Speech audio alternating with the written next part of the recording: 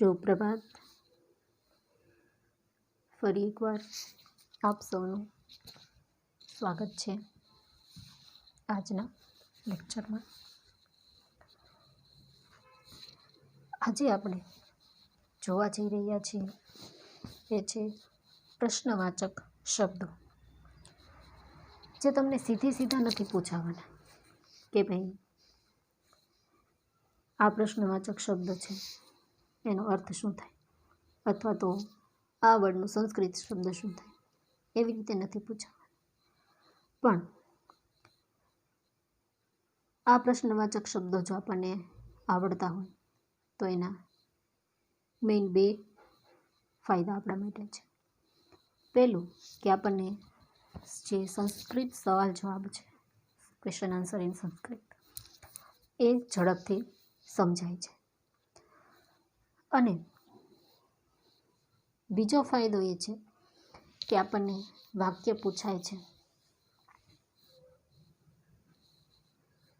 વાક્યને પ્રશ્ન વાક્યમાં ફેરવવું, એ રીતે જે પ્રશ્ન પૂછાય એમાં શબ્દો છે એ આપણા માટે મહત્ત્વના છે. આપણે આન્સર આપ્યો હોય અને કીધું હોય કે ભાઈ પ્રશ્ન વાક્ય બનાવો, તો એમાં કસ્ય અને કદા અને કેન એવા શબ્દો આવે છે. તો આપણને કેમ ખબર પડે કે ભાઈ આમાં આપણે કયો પ્રશ્ન શબ્દ મૂકવાનો છે? તો આ શબ્દો આપણે ભણી લઈએ એટલે આપણને એનો જવાબ છે એ આવે છે. તો રેડી? મેં અહીંયા જે શબ્દો લીધા છે એ અગાઉ પણ વિભક્તિ જ્યારે ચાલી ત્યારે મેં તમને કહ્યું હતું કે ભાઈ પ્રશ્નવાચક વિભક્તિમાં કેમ જે રૂપ છે એના પણ વિભક્તિ પ્રમાણેના શબ્દો છે, રૂપો છે એ બને છે. પુલ્લિંગ, સ્ત્રીલિંગ, નપુંસકલિંગ. વિભક્તિની જેમ જ તે જેમ રામઃ, રામમ, રામા, માલા, ફલમ, એ જ રીતે ક જે પ્રશ્નવાચક શબ્દ, મેઇન શબ્દ કિમ, એના આધારેના ટેબલ છે એ બને છે. પણ આપણે અહીંયા એ શબ્દો જોવા જઈ રહ્યા છીએ કે જેનો આપણને પ્રશ્નની અંદર ઉપયોગ થતો હોય છે. બરાબર? સૌથી પહેલો શબ્દ છે કહ. કહ એટલે કે કોણ, ઇંગ્લિશમાં હુ. એ કહ એ પુરુષવાચક શબ્દ છે અને એક વચન વપરાય છે. કોઈ એક જ પુરુષની વાત કરવામાં આવી હોય ત્યારે કહનો ઉપયોગ થાય છે. આગળ ઉદાહરણ તરીકેના વાક્ય છે કે આપણે જોઈશું. પહેલાં શબ્દો છે જોઈએ. બીજો શબ્દ છે કમ એટલે કોને. એ પણ પુરુષવાચક શબ્દ છે, એક વચન છે. મેં અહીંયા એક વચન શબ્દો જ લીધા છે. દ્વિવચન અને બહુવચન જ્યાં જરૂર પડે એવા છે કે જે આપણને ક્વેશ્ચનમાં પૂછાય છે એ લીધા છે. બાકીના જે આપણને ક્વેશ્ચનમાં નથી પૂછાતા એવા શબ્દો મેં લીધા નથી. ત્રીજું છે કેન એટલે કોનાથી. એ પણ એક વચન પુરુષવાચક શબ્દ છે. ત્યારબાદ છે કસ્મે, કોના માટે, પુરુષવાચક શબ્દ છે ટુ હોમ, એ પણ એક વચન. કસ્માત, કોનામાંથી, એ પણ એક વચન પુરુષવાચક. કસ્ય, કોનું, હુસ, એ પણ પુરુષવાચક એક વચન શબ્દ છે. કસ્મિન, કોનામાં. અમુક શબ્દો છે એ ક્યારેક જ પૂછાતા હોય છે. મુખ્ય જે શબ્દો છે એ હમણાં વાક્યમાં ઉદાહરણમાં ખ્યાલ આવી જશે.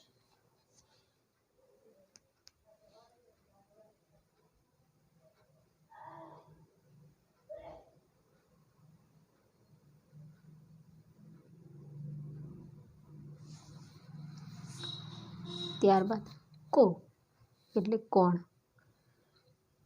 અહીંયા કોણ આવ્યું પણ એ કેવું છે? દ્વિવચન, જે આપણને ઘણી વખત પૂછાતું હોય છે. એ પણ પુરુષવાચક છે, દ્વિવચન છે, જેનો અર્થ હુ ઇંગ્લિશમાં. ત્યારબાદ કે એટલે પણ કોણ, પણ એ બહુવચન પુરુષવાચક. આટલા પુરુષવાચકના શબ્દો હતા. ઉપરના બધા એકવચન, છેલ્લા બે છે દ્વિવચન અને બહુવચન. ત્યારબાદ આગળ કા એટલે કોણ, હું, પણ એ સ્ત્રીવાચક શબ્દ છે. જ્યારે કોઈ પણ એક સ્ત્રીની વાત થઈ હોય, એને લઈને પ્રશ્ન પૂછવામાં આવ્યો હોય એના નામ વિશે જાણવા માટે, ત્યારે આવે છે કા. ત્યારબાદ કામ એટલે કે કોને, સ્ત્રીવાચક એકવચન. કસ્ય કોના માટે, એકવચન સ્ત્રીવાચક. કસ્યાહ કોનું અથવા કોનામાંથી, સ્ત્રીવાચક હુસ. કસ્યામ કોનામાં, એકવચન સ્ત્રીવાચક. આવા શબ્દો છે એ બહુ ઓછા આવે છે.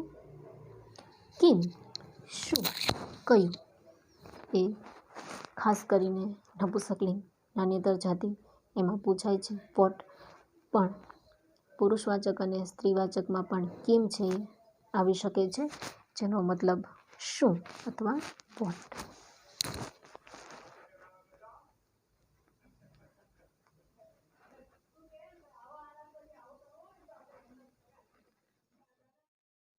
કાની કોણ, કોને, એ પણ બહુવચન શબ્દ છે.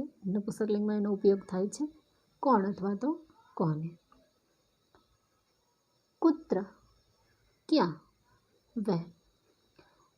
જેમાં મેં પુલ્લિંગ સ્ત્રીલિંગ કે એવું કંઈ લખ્યું નથી, તો એ શબ્દો છે એ કોઈ પણ લિંગમાં આવી શકે છે, જેને અવ્યય પણ કહેવાય છે. કુત્ર ક્યાં, વેર જે સ્થળ દર્શક છે. કદા એટલે ક્યારે, વેન એ સમય દર્શક છે. કીદૃશ કેવું, પુરુષવાચક. કીદૃશમ એનો મતલબ પણ કેવું, એનો ઉપયોગ થાય નપુંસકલિંગમાં. કીદૃશી એટલે કેવી. અહીંયા મને ભૂલમાં કેવું લખાઈ ગયું છે, પણ કેવી એ અર્થમાં લેવાનું, કેમ કે એ સ્ત્રીલિંગ છે. ત્યારબાદ કતિ એટલે કે કેટલા, હાઉ મચ. કિમર્થમ શા માટે, વાય. કુતઃ અથવા કૃતઃ ક્યાંથી, ફ્રોમ વાયર. કથમ કેવી રીતે, હાઉ.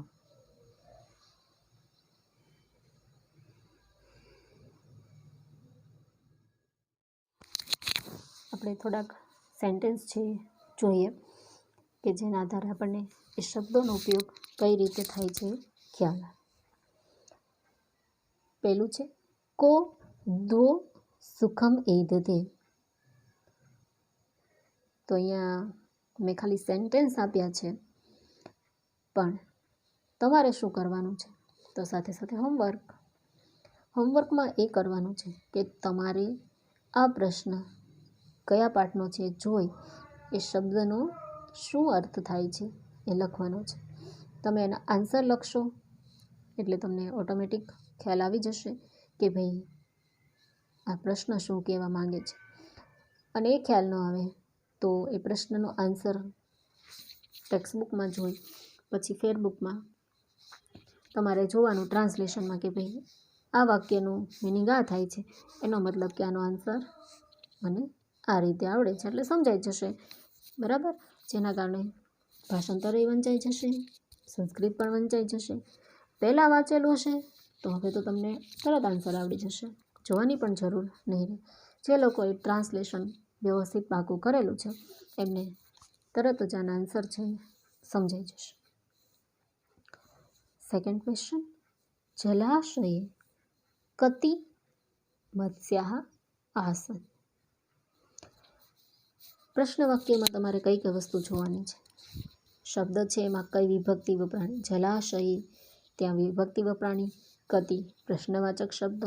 મત્સ્યાઃ એ પણ નામ છે એટલે વિભક્તિ વપરાણી. આસન ક્રિયાપદ વપરાણું.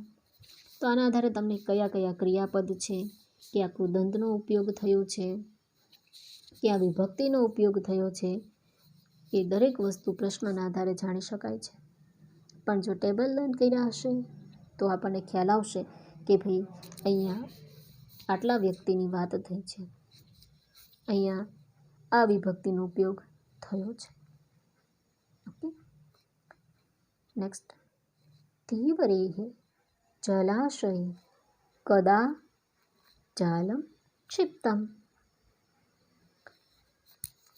ચોથું વાક્ય, ક્વેશ્ચન.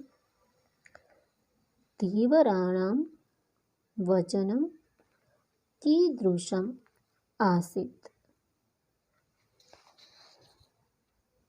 Question number 5. જલાશયે કે ત્રયઃ મત્સ્યાઃ વસન્તિ સ્મ.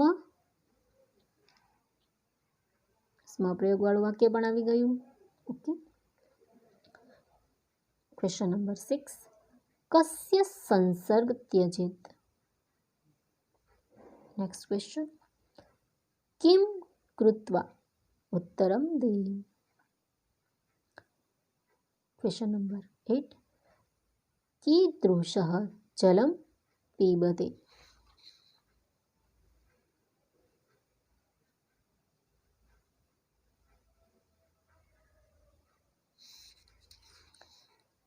Question number 9. सुख कदा शोभते. Next question. शक्ति कुमारः कीदृशीं भार्या प्राप्तुम इच्छत. Question number 11. गुरुः कम उपदिशति. Question number 12. सुबद्धमूलाः पादपाः कस्मात् कारणात् निपतन्ति. Next question. कः कैलासं नगम नयति. Question number 14. संध्याविधिः कथं करणीया. And question number 15. अर्जुनः कृतः भूलोकम आगच्छत्. तो જેટલા જે ક્વેશ્ચન વર્ડ છે, પ્રશ્નવાચક શબ્દ કે જે આપણને પ્રશ્નમાં પૂછાય છે, એ દરેકે દરેક મેં અહીંયા લઈ લીધા છે. આ 15 ક્વેશ્ચન શબ્દ છે પ્રશ્નવાચક શબ્દ જે છે, ક્વેશ્ચન વર્ડ છે, એ આપણા માટે ખૂબ મહત્ત્વના છે. એના આધારે જ આપણને મુખ્યત્વે પ્રશ્નો છે એ પૂછાય છે. એ સિવાયના પ્રશ્નવાચક શબ્દો મેં જે લખાવ્યા છે એ આપણી જાણ માટે હોવા જરૂરી છે. જે આપણને ખાસ એના આધારે પ્રશ્નો નથી પૂછાતા, પણ આપણને આવડવા જરૂરી છે. આ 15 પ્રશ્નવાચક શબ્દો જેના આધારે આપણને જુદા જુદા પ્રશ્નો છે પૂછાય છે. તો આટલા પ્રશ્નસૂચક શબ્દો છે, ક્વેશ્ચન વર્ડ છે, જેને તમે સારી રીતે લર્ન કરી લેજો, એકવાર લખી કાઢજો. ખૂબ જ જરૂરી છે, આપણને આવડવા જોઈએ.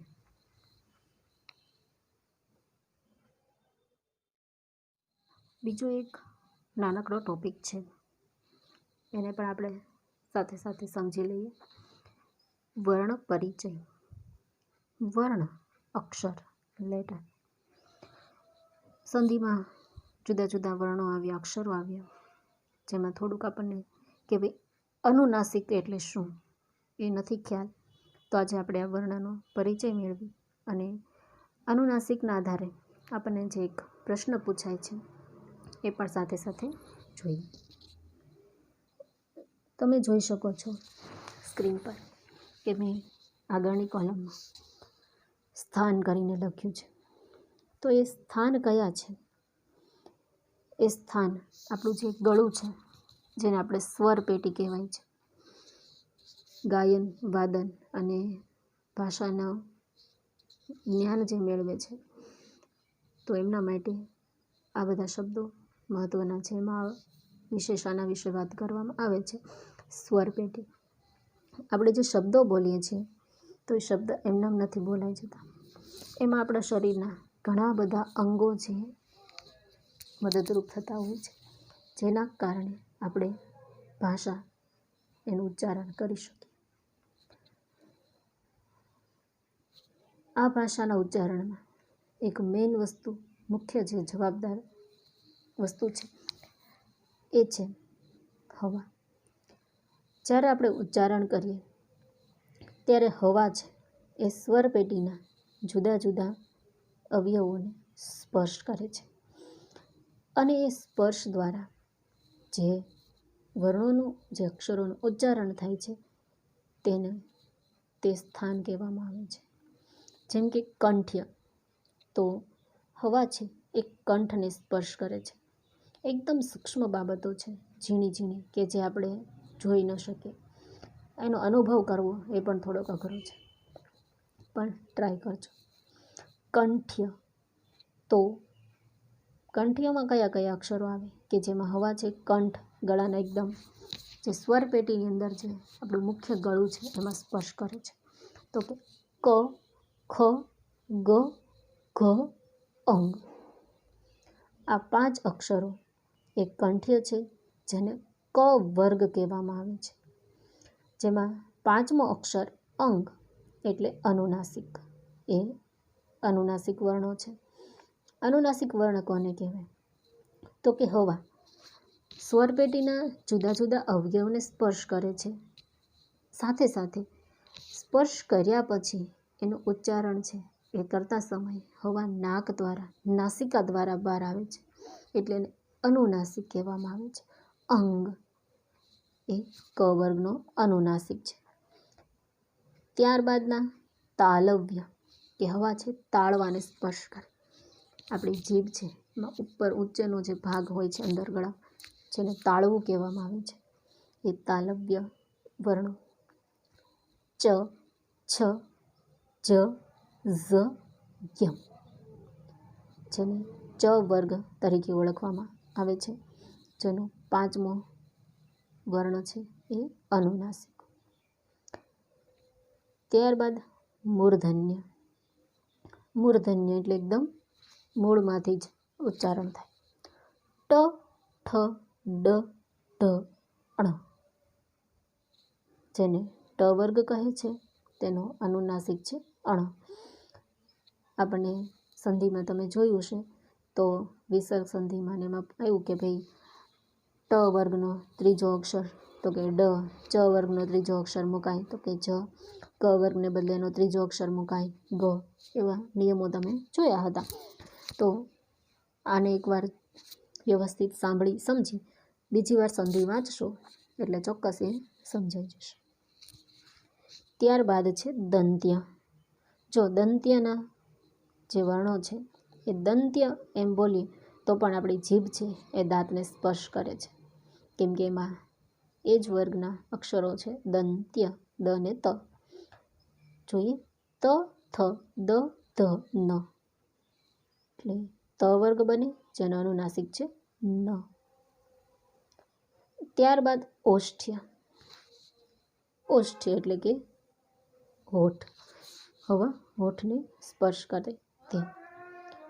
પ, ફ, પ, ફ, બ, ભ, મ, એટલે પ વર્ગ, જેનો અનુનાસિક છે મ. ક્યારેય આ વર્ણોને આપણે બોલીએ તો હોઠનો સ્પર્શ ન થાય એવું આપણે કરી શકતા નથી.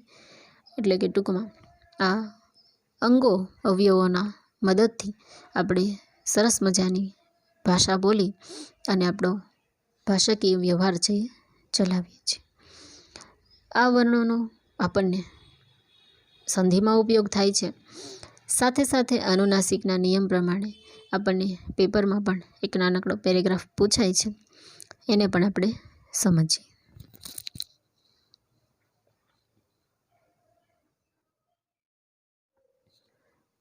બોર્ડના પેપરમાં આપણને વિભાગ ઈ એમાં એક પેરેગ્રાફ આપ્યો હોય છે. એ પેરેગ્રાફમાં અનુસ્વાર અને અનુનાસિક એને ધ્યાનમાં રાખી અને ફેરફાર કરવાના હોય છે. બને ત્યાં સુધી એમાં એ ફેરફારવાળા શબ્દોની જે અંડરલાઈન આપી હોય છે, જે 3 ખાલી જગ્યા હોય છે, જેના 3 માર્ક છે. એક નાનકડો શબ્દ ખાલી એકદમ સરળ હોય છે, પણ એ સરળ વસ્તુને સમજવા માટે આપણા પાસે આ માહિતી હોવી પણ જરૂરી છે.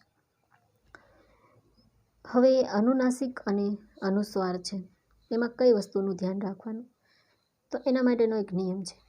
પદાંતે આવતા મ પછી કોઈ પણ વ્યંજન આવે તો મનો અનુસ્વાર થાય છે. અનુસ્વાર એટલે શું? તો શબ્દ કે નામમાં ઉપર કરવામાં આવતું મીંડું, જેમ કે વ્યંજન, તો ય ઉપર જે છે ટપકું એને કહેવાય અનુસ્વાર. 2 શબ્દ છે, આખા વાક્યમાં કોઈ 2 શબ્દ છે. 2 શબ્દમાં પહેલા શબ્દમાં છેલ્લે મ આવે છે અને એના પછી કોઈ પણ વ્યંજન ક ખ ગ ઘ કોઈ પણ કક્કાનો અક્ષર આવે તો મનો અનુસ્વાર, એટલે મ નહીં લખવાનો પણ મીંડું કરી દેવાનું. અને મ પછીનો કોઈ પણ સ્વર આવે તો હલંત મ મુકાય. જો મની પછીનો અક્ષર જે છે એમાં સ્વર હોય તો મ ખોડો લખવાનો. તમે શબ્દો જોશો એટલે ખ્યાલ આવી જાય.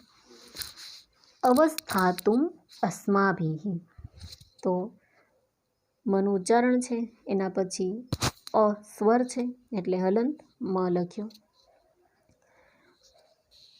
જલાશયાંતરં ગચ્છામિ, હવે ત્યાં ગ વ્યંજન છે એટલે મનો અનુસ્વાર કરી કાઢ્યો. સર્વમ ઈય, તો ઈશ્વર હોવાથી હલંત મ. સમુદ્રમ પ્રાપ્સ્યતિ, તો ત્યાં પણ પ્ર વ્યંજન હોવાથી અનુસ્વાર. અલમ આશંકયા, આ સ્વર છે એટલે હલંતમાં, એટલે આવી રીતે છે આપણે ફેરફાર કરવાના. હવે બીજો નિયમ છે અનુસ્વાર. અનુસ્વાર પછી એટલે મીંડાની ઉપર મીંડું આપ્યું હોય એના પછી ક ખ ગ ઘ આ 4 અક્ષર આવતા હોય તો એ અનુસ્વારને બદલે અંગ લખવાનું. ચ છ જ ઝ હોય તો મીંડાને બદલે ત્યાં યમ કરી કાઢવાનું. ટ ઠ ડ ઢ એ હોય તો મીંડાને બદલે અણ કરવાનો. ત થ દ ધ આવે તો અનુસ્વારને બદલે ન કરવાનો. અને પ ફ બ ભ હોય તો એના બદલે મ કરવાનો. હવે અનુસ્વાર છે એ અડધો હોય છે. અનુસ્વારનો અક્ષર અડધો હોય છે એટલે આપણે જ્યારે આ અક્ષર લખીએ અંગ યમ અણનમ તો એ અડધા કરવાના. એ આપણે હમણાં અહીંયા સમજીએ. અંગ અનુનાસિકવાળા પદો. યત કાંક્ષિતમ, જો અનુસ્વાર છે ત્યાં ક આપેલો છે, અનુસ્વાર પછી ક છે એટલે કને બદલે યંગ કર્યો. ગંગા તીરે, તો ગ પછી ગ છે એટલે ત્યાં પણ અંગ કર્યો. સંગ્રહ, તો અનુસ્વાર પછી ગ છે એટલે એ વર્ગનો અનુનાસિક અંગ. યમ અનુનાસિક. કિંચિત, તો કિંચિતમાં અનુસ્વાર પછી ક અને અનુસ્વાર પછી ચ આવે છે, બરાબર, તો ચ વર્ગનો અનુનાસિક યમ. કંચન, તો ત્યાં પણ ચ આવે છે એટલે એ વર્ગનો અનુનાસિક. ત્યારબાદ અણ અનુનાસિક. પાંડવ રૂપધારી, તો પ પછી ડ અનુસ્વાર છે, પ પછી ડ અક્ષર છે તો એ વર્ણનો અનુનાસિક અણ. મંડપ, મંડિત, પંડિત, એકદમ સરળતાથી તમને ખ્યાલ આવી જાય છે કે ભાઈ એ અક્ષર અનુસ્વાર પછી જે વર્ગનો અક્ષર આવે એ વર્ગનો અનુનાસિક મૂકવાનો. એવી જ રીતે ન કૃતાંત, અનુસ્વાર પછી ત એટલે એનો અનુનાસિક ન. ચંદન, કિંતુ, બાંધવા, એકદમ સરળ ટોપિક છે, સમજાઈ જાય એવું, બરાબર ને. સાંપ્રત તો અનુસ્વાર પછી પ અને પ વર્ગનો અનુનાસિક મ. ચંપક સંબંધ. ઓકે, તો ખૂબ જ સરળ આ મુદ્દો છે. શાંતિથી એકવાર સાંભળો વિડીયો અને શબ્દોને શાંતિથી તમે વાંચો, જુઓ, એટલે તરત તમને યાદ રહી જશે, બરાબર. કઈ રીતે આપણને બોર્ડમાં પૂછાય છે એનું એક ઉદાહરણ આપણે જોઈ લઈએ.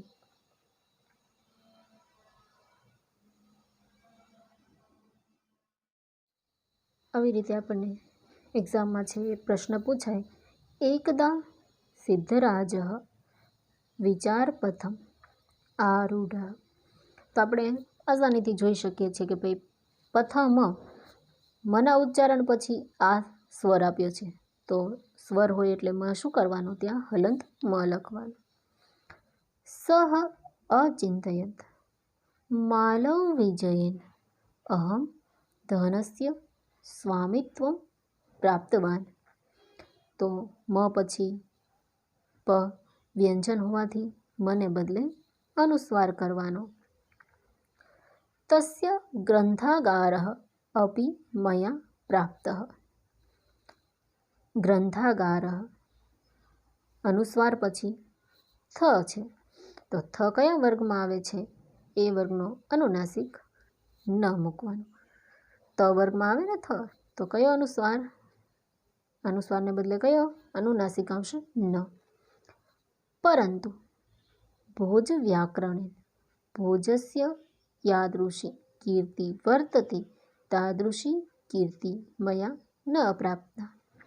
પરંતુ અનુસ્વાર પછી ત છે, ત વર્ગનો અનુનાસિક ન. બાજુના પેરેગ્રાફમાં સુધારેલા પદ તમે જોઈ શકો છો.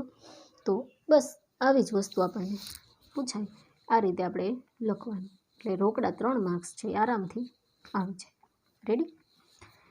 વ્યવસ્થિત વિડીયો પૂરેપૂરો ધ્યાનથી સાંભળજો, સમજજો, પ્રશ્નવાચક શબ્દો બધા લખી રાખજો.